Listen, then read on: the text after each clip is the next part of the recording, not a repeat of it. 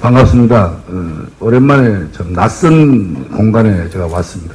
낯선 공간에 말씀드리는 건 제가 원래 문학판에서 김기현 쌤도 계시지만 한때 시를 쓰고 비평을 좀 했습니다. 80년대 초반에 아주 격동기에 소위 말하면 1950년산 그 전후세대들과 같이 아주 격렬하게 문화운동을 하다가 어느 80년대 중반에 문학을 접고 연극판으로 도망친 입장이기 때문에 사실은 문학판이 상당히 낯섭니다. 제가 그것은 문제인간 연산이라는 작품이 그 대산 문학상을 수상할 때 처음으로 그 문학판에 갔는데요, 상 받으러. 그때 그 황동규 선생님이 시부분에 수상을 하시더라고요. 그래서 황동규 선생님이 제 시를 발견해 주신 분이신데, 제가 그 서성 되시는 분하고 같이 저는 이제 희곡 부문에 상을 받으면서 상당히 낯설다, 이렇게 이야기를 했고요. 그때 제가 했던 말이 지금 이 세미나하고 약간 관련이 있는데, 저는 그 희곡을 문학으로 쓰지 않았습니다. 공연 대본으로 썼어요. 왜냐하면 한때 제가 문학에 대한 어떤 회의 내지는 문학 언어에 대한 어떤 의도적인 어떤 깊이 이런 게 있었는지 하여튼 저는 공연 대본을 쓸 때 이거는 문학이 아니다, 내가 연출을 하기 위한 공연 대본이다, 이렇게 썼는데 그게 이제 문학상을 받으니까 제가 그때 수상 소감에 지금까지 내가 쓴 희곡은 활자화된 문학이 아니라 배우를 위한, 그리고 어떤 무대 예술가를 위한 대본이라고 생각했는데 이제부터 좀 문학이라고 생각해 보겠습니다. 이렇게 하고 지금 또 세월이 흘렀고, 지금 두 번째 상당히 난감한 질문을 제가 받고 이 세미나를 덜컥 제가 수락해놓고 나서 내용을 보니까 이건 도저히 제가 발표할 수 없는 내용이었어요. 이건 아닌데, 이거는 그렇게 못하겠다 말은 못하고, 왜냐하면 한국 희곡의 해외 진출이에요. 한국 희곡의 해외 진출은 없다, 이게 결론인데, 한마디로 나싱, 끝나는 말을 왜 해야 되는가. 그러다가 아니다, 없다고 해야 되겠다, 없다는 것을 확실히 확인시켜야 되겠다. 이 책임은 한국의 극작가들이 1차적인 책임을 져야 될 것이고요, 2차적인 책임은 바로 여러분들이 져야 됩니다. 번역가들이 책임을 져야 되죠. 또 3차적인 책임은 국가가 져야 되거든요. 그래서 이 문제를 한번 짚고 넘어가야 되지 않겠는가. 그래서 제가 썼는데, 저는 발전자로 썼는데 기조광년이라고 또 있어서 또 놀랐습니다. 이게 뭐야 이게. 그래서 일단 제가 이게 국제 세미나이기 때문에 읽겠습니다. 읽는 게 좋거든요. 지금 동시통역 하시는 분들은 굉장히 힘들 텐데, 제 딸이 동시통역가입니다, 이게 영국에. 그래서 제발 좀 원고 선대로 좀 읽으라고. 선대로 읽으면서 천천히, 그러나 읽지 않고 불필요한 부분은 삭제하고 중요한 부분만 할 테니까 통역하시는 분들 정신 바짝 차리셨으면 좋겠습니다. 내게 주어진 발제는 한국 희곡의 해외 진출에 관한 사항이었습니다. 나는 오랜 고민과 망설임 끝에 이 주제는 적합하지 않다는 결론에 이르렀습니다. 만약 누군가가 한국 희곡의 해외극 진출에 대한 분명한 성과를 말한다면 한마디로 없다 라는 짧은 답변을 드릴 수밖에 없음을 고백합니다. 물론 저는 독으로 번역된 희곡 한 편이 아니네요. 한 권이 제가 보여드리려고 가져왔어요. 하도 뒤에서요. 사람들이 몰라봐서 가져왔습니다. 이게 테아트르 데어 차이트에서 나온 독일어 제 희곡집입니다. 이 독일에서 오신 분들 계시지만 테아트르 데어 차이트라 하면 굉장히 유명한 연극 잡지사입니다. 그래서 이게 희곡이 3편이나 번역이 됐습니다. 이게. 불어로요, 오구하고 바보각시하고 권력의 형식이 불어로 번역이 됐어요. 이거는 번역원에서 지원합니다. 이쪽. 번역에서 지원해서 이게 번역이 됐고요. 까띠 라펠과 그 이매경 교수가 번역을 했고요. 이 도구는 김미애 교수가 번역을 했습니다. 그리고 요 근래에 지원을 받지 않고 미국에서 네 편의 희곡이 이렇게 번역이 됐습니다. 그리고 프랑스에서는 2002년도 월드컵 때 월드컵에 참가하는 나라들의 문화 행사로 희곡 낭독회가 있었어요. 그때 제 문제인간 연산이 생드리 극장 스튜디오에서 프랑스 배우들에 의해서 낭독되었습니다. 이렇게 해외 진출한 거죠. 물론 저는 독으로 번역된 희곡 한 권과 불어로 번역된 희곡 3편, 영어로 번역된 희곡 4편이 있습니다. 일로 번역된 희곡 한 편도 있습니다. 일본에서는 1991년 저의 희곡 불의 가면이 극단 타워에 의해 공연되었습니다. 또 다른 희곡 바보각시는 일본에서 낭독 공연을 가졌고요. 2000년 프랑스 생드니 극장 스튜디오에서 저의 희곡 문제전간 연산이 불어로 낭독 공연되었습니다. 너는 독일판 희곡집이 출간되었을 때 출판사 테아트 디 차이트에서 주선하는 낭독 공연도 베를린에서 가진 바 있습니다. 역시 프랑크푸르트 국제도서전에서 저의 희곡 문제적 인간 연산이 낭독 공연을 가졌고 그 자리에서 오태석 대학 심청인의 인당소에 빠져 죽었을까가 같이 낭독 공연을 가졌습니다. 그때 저하고 오 선생이 아주 춤을 췄습니다. 그때는요.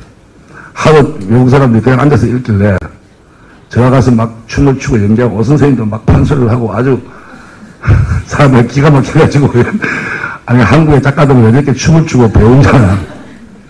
그만큼 몸부림을 친 거죠. 그뿐입니다. 그뿐. 그러니까 이뿐이고요. 한국 극작가의 희곡이 세계 어느 국가의 연극 무대에서 고정 레퍼토리로 공연된 바가 없습니다. 타국의 연극에 사랑받는 고정 레퍼토리로 정착되지도 못했습니다. 예를 들자면 우리가 뭐 게테의 작품을 하지 않습니까? 일본 작가의 작품을 한다든지 우리 한국 연극에 해외극 많이 하잖아요. 그래서 요 근래에 뭐 나이 30대밖에 안 되는 영국 극작가 희곡도 막 합니다. 이렇게 대학내에서 해요. 세계 어느 나라에 가도 한국 희곡을 그렇게 하는 공연된 연극이 없다는 거죠.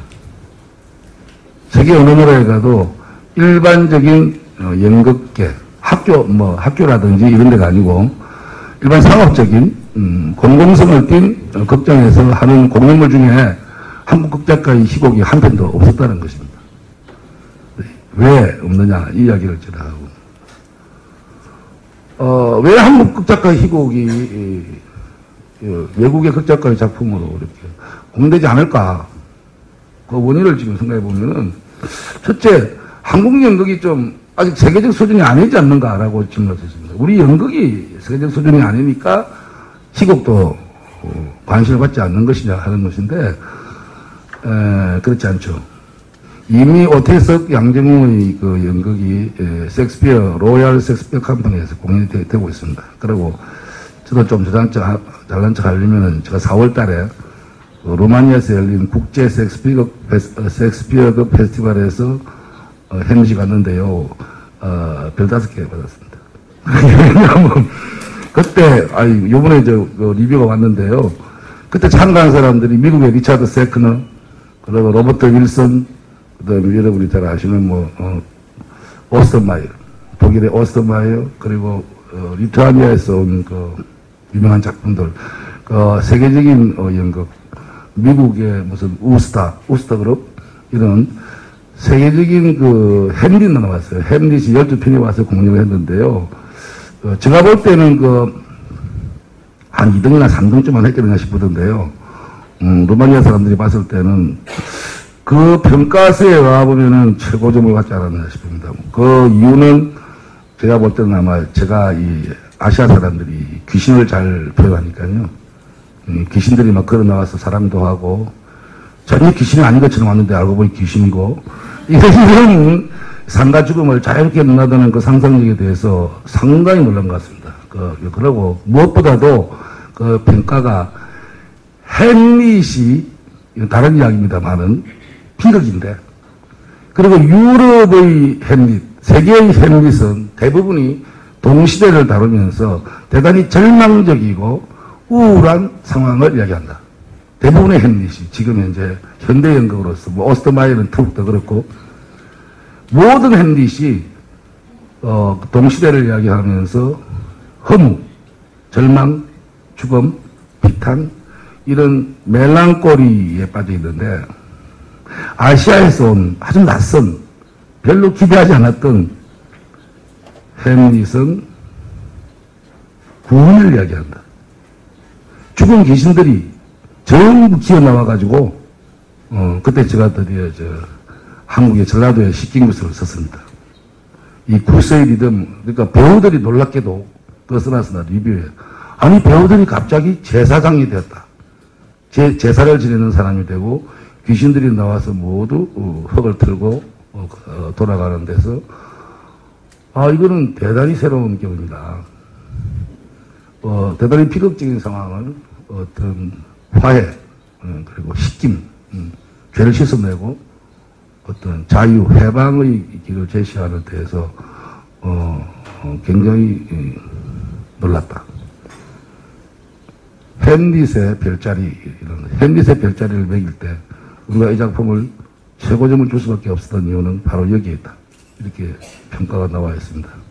이번에 이제 어디 그걸 그대로 이제 공식적으로 밝혀내려고 지금 하는데요. 바로 이게 우리의 희망입니다. 그런데 그러니까 서양 사람들 서구의 인식이 도저히 도달할 수 없는 부분, 서구의 인식이 도달할 수 없는 부분, 로고스적인 지나치게 로고스적인 서구의 문화가 이해할 수 없는 한국의 그 어떤 파도스적인 신화적인 이러한 것들이 동시대와 잘 물리면은 상당히 좋은 반응을 받을 수 있다는 것입니다. 제가 이 말을 드리는 이유는 한국 희곡이 그렇다는 거죠. 그래서 한국 연극 수준이 낮아서 우리 희곡이 반영 안 된다. 이거는 말도 안 되는 이야기다. 그렇다면 뭐가 문제인가? 조금 건너뛰면 바로 이런 것이죠.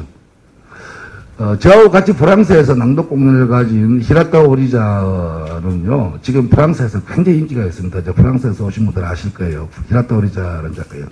그 히라타 오리자의 희곡은 아주 일상적이죠. 아주 일상적입니다. 그냥 프랑스뿐만 아니고 어느 나라에서 봐도 그대로 막 일상적인 삶을 그대로 딱 해놓은 것이기 때문에 희곡 번역이 용이하죠. 프랑스 사람들도 프랑스 사람이건 일본 사람이건 다 이해할 수 있는 희곡인데요. 제 희곡은 이게 저런 퍼포먼스를 당하죠. 그리고 서구 사람들이 이해할 수 없는 어떤 귀신이 나온다든지 막 퍼포먼스가 굿이 막 나오죠. 굿이 막 나오고 귀신이 나오고 이러니까 이해가 안 되는 건데. 그러니까 퍼포먼스, 연극이라고 하는 퍼포먼스에 대한 번역자의 어떤 탐구. 아마 오늘 발제가 있던데요. 신체 연극을 어떻게 표현할 것인가 하는데. 그거 대단히 중요한 거예요. 그러니까 이게 활자로서의 번역이 아니고 퍼포먼스를 어떻게 이해할 수 있는가 하는 것이 연극에서는 치명적으로 중요한데 번역자가 바로 이 퍼포먼스에 대한 육체성에 대한 그리고 공연성에 대한 이해가 있어야 된다는 거예요. 그거 없이 문학적 번역을 했을 경우에는 전달이 잘 안 되는 경우가 우리 희곡입니다. 그래서 오태석 선생님도 그렇고요. 최인영 선생님도 그렇고요. 그래서 가능하면은 이 한국 희곡을 번역할 때는 어떤 몸성에 대한 육체성에 대한 그리고 한국의 전통에 대한 이해가 번역자들이 있어야 된다 이런 이야기입니다. 그래서 하여튼 안 되는 거고 세 번째 왜 우리 희곡이 안 되느냐 하면 국가 탓입니다. 이러자면 제가 하이넨밀러의 아프트락을 초연할 때 하게 된 동기는 독일문화원에서 독일 동시대 작가를 번역하면 지원금을 주겠습니다. 그래서 그 지원금 받으려고 했어요. 제가 하이넨밀러를 어떻게 하겠습니까?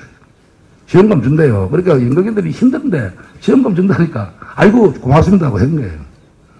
근데 그게 뭐 동아연극상을 타고 그러면서 제가 하이넨밀러 초연자가 되었어요. 일본은 대단히 그런 거 잘합니다. 만일에 유럽에서 일본 희곡을